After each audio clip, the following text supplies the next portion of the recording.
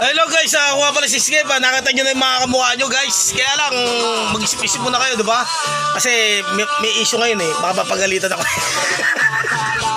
O diba, dililigtas ko lang sarili ko, diba? Baka sabihin eh. Tsaka, kasi marami nagkakaiwalay ngayon kaya hindi mo na ako magsasalita ng mga ganun. Kasi mamaya sabihin nila nang insulto ako, diba? Alam mo naman ako mataas ang IQ ko eh. O diba?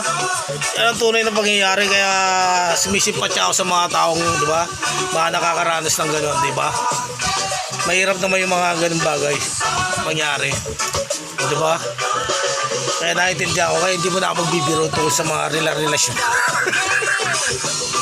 Yung sa akin na lang, o diba? Kung sino ba gusto dyan na maging boyfriend ako, diba? Yan ang tunay na pangyayari.